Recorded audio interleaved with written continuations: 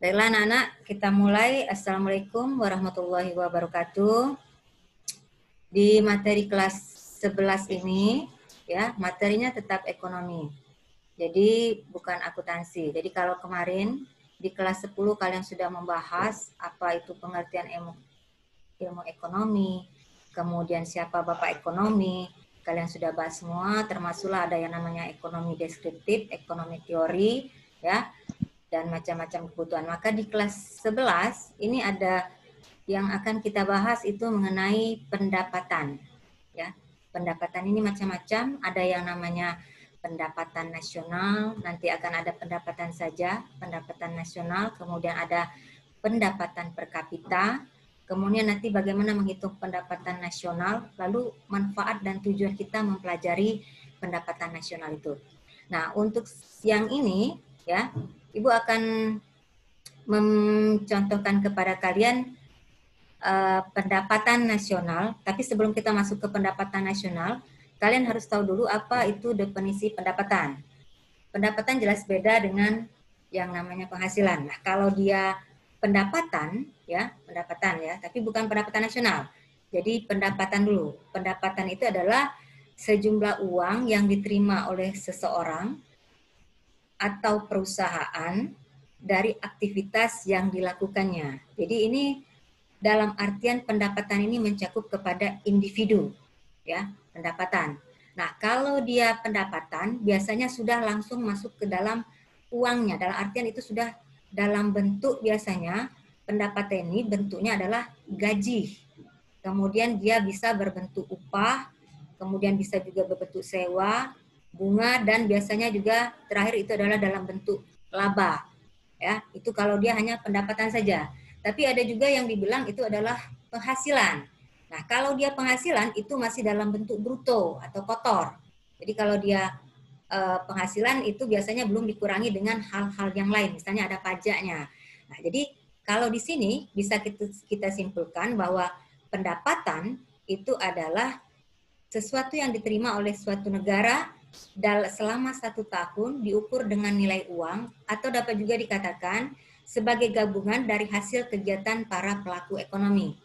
Ingat, pelaku ekonomi itu ada 4, beda dengan kegiatan ekonomi. Kalau dia kegiatan ekonomi itu mencakup produksi, distribusi, dan konsumsi. Kalau dia pelaku ekonomi, itu artinya orangnya. Maka di sini adalah konsumen, produsen, ya, rumah tangga pemerintah dan rumah tangga luar negeri. Itu pelaku ekonomi. Maka di sini adalah pelaku ekonomi tadi, di sini pendapatan tadi yang disimpulkan tadi. Kemudian di dalam pendapatan ini juga ya ada yang namanya pendapatan nasional. Nah, jadi secara keseluruhan kalau dia pendapatan saja itu cakupannya kepada individu, tetapi kalau dia sudah pendapatan nasional artinya sudah menyeluruh. Di sini maksudnya kalau dia pendapatan nasional, jumlah barang dan jasa yang diproduksi oleh suatu negara dalam 1 tahun yang diukur dengan satuan uang. Nah, jadi ini dia sudah mencakup ke pengertian yang lebih luas. Jadi ada pendapatan yang pengertiannya kecil atau mikro, kemudian ada pendapatan yang ruang lingkupnya lebih luas atau makro. Ya.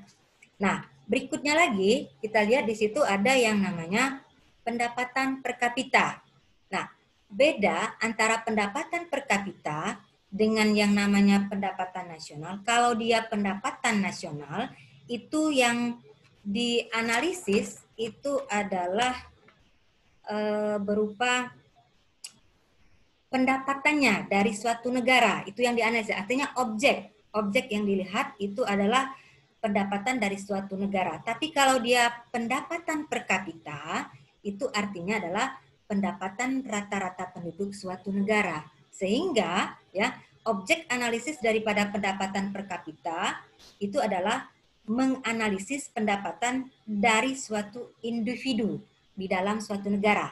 Jadi kalau dia pendapatan nasional itu sudah menyeluruh, tapi kalau dia pendapatan per kapita itu individunya. Maka nanti akan ada rumusnya. Kalau dia pendapatan per kapita itu kan rumusnya IPC sama dengan jumlah penduduk jumlah dibagi dengan jumlah GNP dibagi dengan jumlah penduduk. Itu kalau definisi daripada pendapatan, ya. Nah, di dalam metode perhitungan pendapatan, kalian punya buku ya, Nak ya? Punya buku ini ya? Ya, punya buku ini ya. Bisa? Nah, di buku ini ya, kalian lihat coba Nak di halaman 4. 6 ya Nak ya. Di situ ada konsep-konsepnya. Jadi setelah pengertian daripada pendapatan nasional, kemudian dari pengertian pendapatan per kapita, maka kalian akan menemukan konsep yang berkaitan dengan pendapatan nasional. Nah, konsep yang berkaitan dengan pendapatan nasional artinya apa di sini? Konsep itu artinya istilah-istilah selain dari pendapatan nasional. Jadi pendapatan nasional ini punya istilah-istilah. Nah, istilah yang pertama itu adalah PDB, yaitu produk domestik bruto, atau bisa kita sebut juga gross domestic product (GDP). Ya, ini apa? Di sini untuk istilah PDB itu dijelaskan dengan suatu total nilai barang dan jasa akhir yang dihasilkan oleh suatu perekonomian dalam periode tertentu yang dihitung berdasarkan nilai pasar. Ini kalau dia menggunakan PDB atau produk domestik bruto. Nah, istilah yang kedua dalam pendapatan nasional yang sering kita dengar juga itu adalah PNB, ya, PNB atau produk nasional bruto, ya, produk nasional bruto. Kemudian yang ketiga itu adalah produk nasional neto, namanya saja sudah neto, atau kita singkat dengan NNP, Net National Product. Di sini punya rumus bagaimana kita menghasilkan, yaitu didapat dari produk nasional bruto dikurangi dengan penyusutan dan barang pengganti modal, sehingga Net National Product ini dirumuskan dengan GNP dikurangi penyusutan plus barang pengganti modal. Jadi kalau dia menggunakan NNP, Net National Product. Yang berikutnya lagi ada NNI. NNI itu Net National Income. Net National Income, net ya. Net artinya dia apa? Kalau di sini adalah produk nasional, ya, produk nasional neto dikurangi dengan pajak tidak langsung dan ditambah dengan subsidi. Maka dia dirumuskan itu akan menjadi NNP dikurangi pajak tidak langsung ditambah dengan subsidi, ya, ditambah dengan subsidi. Yang berikutnya setelah NNI itu adalah PI atau personal income. Personal income, ya. Nah, personal income itu artinya pendapatan perseorangan. Sama namanya saja sudah personal. Artinya perseorangan. Income, pendapatan. Jadi personal income. Nah, pendapatan perseorangan atau personal income itu adalah jumlah seluruh penerimaan yang benar-benar sampai di tangan masyarakat. Artinya tidak semua pendapatan itu sampai ke tangan masyarakat karena masih dikurangi dengan yang namanya, ada dalam istilah itu ada laba ditahan, kemudian ada juga yang namanya, kalau dalam perusahaan itu ada yang namanya iuran asuransi, ya, kemudian ada iuran jaminan sosial, pajak perseroan. Nah, ini bisa kita rumuskan untuk mencari personal income, PI, istilahnya PI, itu menjadi NNI ditambah transfer payment dikurangi laba ditahan ditambah dengan iuran asuransi ditambah dengan iuran jaminan sosial plus pajak perseroan. Nah, ini kalau dia menggunakan rumus personal income, ya. Jadi pendapatan yang secara formal bisa diterima oleh masyarakat. Ya, pendapatan ini setelah dikurangi tadi, kata Ibu tadi, dikurangi yang namanya laba ditahan, iuran asuransi, baru dia akan menjadi personal income. Yang berikutnya ada pendapatan disposable, ya, disposable income atau istilahnya DI. Disposable income itu adalah pendapatan yang benar diterima oleh masyarakat dan siap untuk dibelanjakan dan selebihnya menjadi tabungan yang disalurkan menjadi investasi, ya. Kalau disposable income ini rumusnya adalah personal income atau PI dikurangi dengan pajak langsung. Kemudian ada PDB, ya, PDRB, yaitu produk domestik regional bruto. Ya, produk domestik regional bruto, yaitu jumlah keseluruhan dari nilai tambah bruto yang berhasil diciptakan oleh seluruh kegiatan ekonomi yang berada pada suatu wilayah selama periode waktu tertentu. Nah, ini PDRB.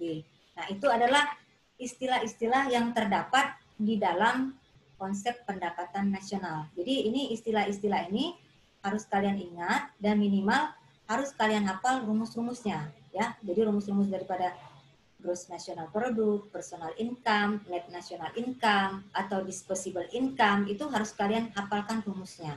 Ya. Dan rumus ini akan kita mudah ingat apabila kalian sudah tahu dulu dengan pengertiannya. Artinya definisinya apa, maksudnya apa. Maka kalian akan lebih mudah memahaminya.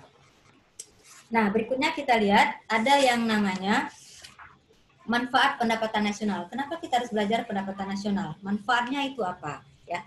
Jadi secara umum, manfaat pendapatan nasional itu ada 3, ya, manfaatnya.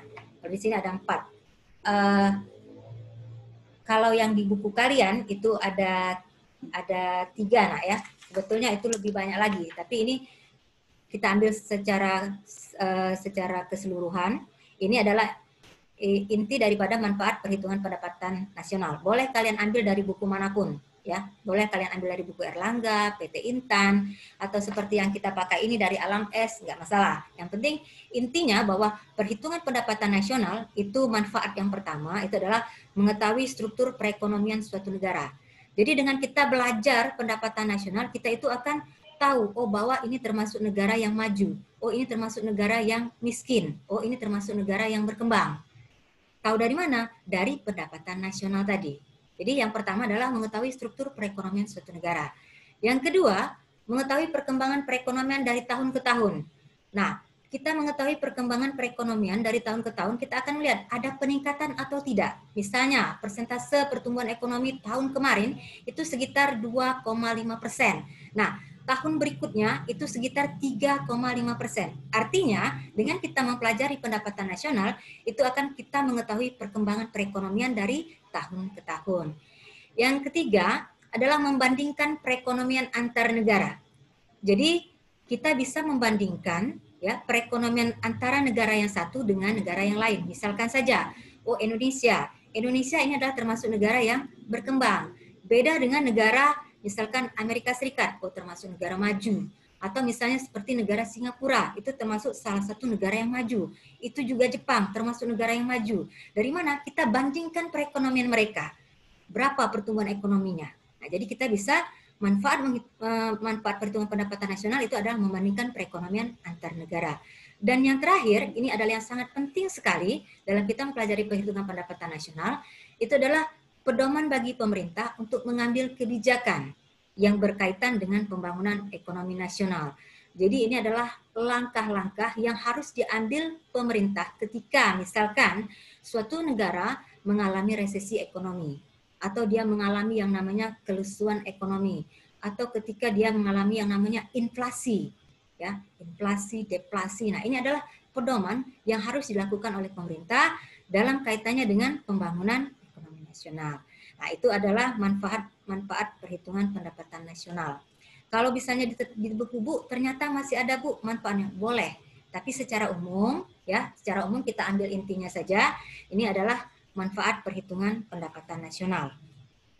Nah, di dalam pendapatan nasional, bagaimana cara kita menerapkan, itu adalah negara maju, atau itu adalah negara miskin, atau misalkan ini adalah termasuk negara yang berkembang, maka kita juga akan menerapkan metode perhitungan pendapatan nasional. Tapi sebelum itu, ya, kita harus tahu dulu faktor-faktor apa saja yang mempengaruhi pendapatan nasional, ya. Nah, faktor-faktor yang pertama itu adalah kualitas sumber daya manusia. Kenapa kualitas sumber daya manusia? Ini termasuk hal yang mempengaruhi pendapatan nasional. Karena sumber daya manusia itu dilihat juga dari kualitas. Kualitas ini apanya, Nak? Misalnya dari tingkat pendidikan. Nah, ya, tingkat pendidikan. Kemudian dia dari tingkat kemakmurannya bagaimana. Jadi kualitas sumber daya manusia itu menentukan sekali bagaimana hasil yang akan dia terima atau bagaimana pekerjaan dia nanti yang akan didapatnya sehingga dia bisa menghasilkan pendapatan yang lebih baik. Jadi misalkan seperti ini, kualitas sumber daya manusia. Tentunya orang yang bersekolah dengan orang yang tidak bersekolah, yang duduk di bangku sekolah itu jelas sekali beda kualitasnya, ya. Jelas sangat beda. Jadi misalkan dia hanya tamat SD atau tidak tamat SD dengan orang yang sudah duduk di bangku SMA atau di perguruan tinggi sudah selesai, maka kualitas sumber dayanya itu ini akan lebih baik dibandingkan yang dengan tidak sekolah. Dan ini secara tidak langsung dalam mencari pekerjaan dia akan lebih mudah. Kenapa? Karena orang Indonesia ini identik sekali dengan yang namanya dia ijazah, bukan dari kemampuan atau skill, bukan seperti orang luar negeri. Kalau orang luar negeri, ya dia tidak punya ijazah, artinya tidak punya pendidikan yang tinggi, tapi dia skillnya bagus, maka dia bisa dapat menduduki jabatan, suatu pekerjaan yang baik. Tapi kalau di kita tidak, makanya kualitas sumber daya manusia ini termasuk yang mempengaruhi pendapatan nasional. Yang kedua, itu adalah keadaan sumber daya alam. Kenapa ini termasuk yang mempengaruhi pendapatan nasional? Nah, harta kekayaan suatu negara itu jelas berbeda antara negara yang satu dengan negara yang lain. Ini juga dipacu oleh yang namanya iklim. Ada iklim tropis, ada yang namanya subtropis. Ada negara yang kaya akan misalnya hasil pertanian, contohnya negara Indonesia. Indonesia kan termasuk negara agraris, maka dia sumber daya alamnya lebih banyak ke pertanian. Sehingga sempat juga Indonesia ini sebagai kalau dulu zamannya Pak Harto itu sempat sebagai pangan dunia, ya, karena kita terkenal dengan yang namanya beras, ya, penghasil beras. Nah, kalau sekarang ini sudah agak cukup berbeda. Kenapa? Karena semuanya kita sudah mengandalkan dari luar semua, ya, keadaan sumber daya alam. Jadi ini termasuk yang mempengaruhi pendapatan nasional. Yang ketiga itu adalah ketersediaan modal. Nah, modal ini tidak bisa kita sendiri yang dapat. Dia harus bukan modal dari dalam negeri atau hanya berupa modal dari kita sendiri, negara kita sendiri. Kita membutuhkan modal yang lain. Jadi kalau misalnya kita tidak punya modal, kita bisa mengandalkan dari modal asing. Makanya ada yang namanya investasi. Ya. Yang berikutnya adalah stabilisasi dan kebijakan yang mantap. Dan yang terakhir, faktor yang mempengaruhi pendapatan nasional itu adalah kesejahteraan masyarakat. Nah, ini adalah faktor-faktor ya yang mempengaruhi pendapatan nasional. Nah, sekarang kita masuk ke yang namanya perhitungan, metode perhitungan pendapatan nasional. Untuk metode perhitungan pendapatan nasional itu sebetulnya ada 3 metode. Yang pertama ada dengan pendekatan produksi. Nah, di dalam pendekatan produksi itu biasanya yang kita lihat itu adalah Q dengan V-nya. Artinya price dengan quantity, artinya jumlah barang dengan harga. Sehingga kalau dia dirumuskan menjadi P1 dikalikan dengan Q1, ya. Atau misalnya kalau di sini dia dibuat menjadi PN kalikan dengan QN. Kenapa di situ dibuat pendekatannya ada PN dengan QN? Karena semakin banyak yang tadi Pak PN QN di atasnya. Pendekatan, ya. Nah, kenapa dia di situ PN dengan QN? Kenapa? Karena P ini adalah price, jadi semakin banyak kita memproduksi, maka dia akan dikalikan. Jadi sehingga menjadi dia ada P kalikan Q atau Y sama dengan P1 dikalikan dengan Q1. Di mana Q, ya, Q ini adalah jumlah jenis barang, quantity.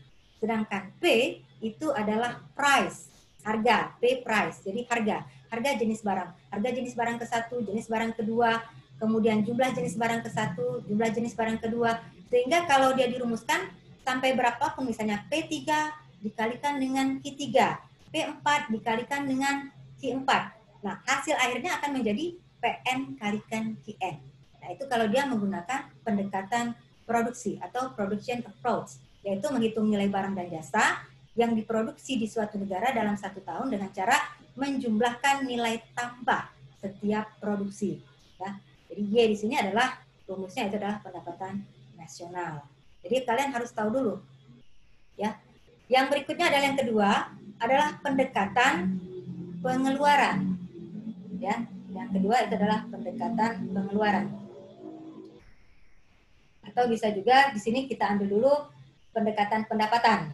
Ya, pendekatan pendapatan atau pendekatan penerimaan. Nah, pendekatan pendapatan atau pendekatan penerimaan atau income approach itu adalah menghitung seluruh jumlah pendapatan yang diterima pemilik faktor produksi yang disumbangkan kepada rumah tangga produsen selama 1 tahun. Jadi di sini dia pakai yang namanya ada rent IWV atau sewa bunga, kemudian ada upah, ada laba pengusaha. Y sama dengan R plus I plus P kali plus W plus P. P di sini adalah profit. Ya. Jadi kalau di sini Y itu adalah pendapatan, R itu adalah rent. Rent. Jadi kalau kalian dengar saya mau merental mobil. Rent di situ artinya adalah sewa. Kemudian di sini ada I. I ini adalah interest. Interest itu artinya bunga, bunga modal. Kemudian di situ ada W. W itu artinya wage atau upah. Dan yang terakhir adalah P profit, artinya laba. Nah, jadi untuk pendekatan pendapatan, rumusnya adalah Y sama dengan R plus I plus W ditambah P. Ya. Yang berikutnya lagi adalah pendekatan pengeluaran. Ya, pendekatan pengeluaran, yaitu expenditure approach. Ya, adalah pengeluaran dilakukan dengan menghitung jumlah pengeluaran secara nasional untuk membeli barang dan jasa dengan cara menjumlahkan pengeluaran rumah tangga. Jadi di sini ada yang namanya nanti kaitannya kepada konsumen, produsen, ya. Nah, kalau pendekatan pengeluaran rumusnya sama seperti tadi, tapi dia pakai Y sama dengan C plus I plus G plus X dikurangi M. Y di sini tetap sama, itu adalah pendapatan nasional. C-nya itu adalah konsumsi, I-nya itu adalah investasi, ya. Sedangkan G itu adalah government. Government di situ adalah pengeluaran pemerintah, X-nya itu adalah ekspor, dan M itu adalah impor. Nah, jadi rumus untuk pendekatan pengeluaran Y sama dengan C plus I plus G plus X dikurangi M. Nah, dari ketiga metode perhitungan pendapatan nasional ini, kalian harus hafal. Jadi kita hanya akan memberi soal satu soal, tapi kalian menggunakan 3 metode perhitungan pendapatan nasional ini. Ya, nah, sampai sini nah ada yang mau bertanya dari penjelasan Ibu ini? Silakan kalau ada yang mau bertanya.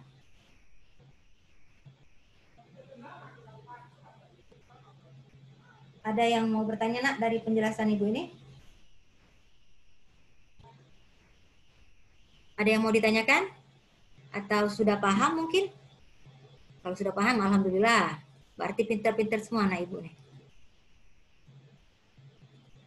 Ya? Fatima Azhara? Bu, sudah. Oh, bisa paham ya. Hanya 3 rumusnya kan. Metode pendekatan pengeluaran, metode pendekatan pendapatan, metode pendekatan produksi. Hanya 3 nak. Tidak terlalu banyak karena nanti Ibu juga akan memberikan soal 1 tapi mencakup ketiga rumus tersebut. Jadi kita belajar itu yang penting kalian tetap semangat ya. Ya. Nah, sampai sini nak. Ya. Nanti itu akan ada tugas ya. Tugasnya bisa Ibu kasihkan ke WA saja nak ya. Nanti kumpulkannya di grup WA saja ya, di grup WA, jangan grup pribadi. Grup kelompok kita ekonomi. Nah ya, untuk teman-temannya yang nggak tahu tolong dikasih tahu ya. Nah, Ibu akhiri saja dulu ini materi kita hari ini. Mudah-mudahan kalian paham ya. Untuk selanjutnya kita ketemu lagi di materi berikutnya ya, dengan suasana yang lebih baik lagi ya, dengan kondisi kalian yang lebih fit lagi. Tetap semangat belajarnya ya. Ibu akhir dengan wassalamualaikum warahmatullahi wabarakatuh. Waalaikumsalam warahmatullahi wabarakatuh.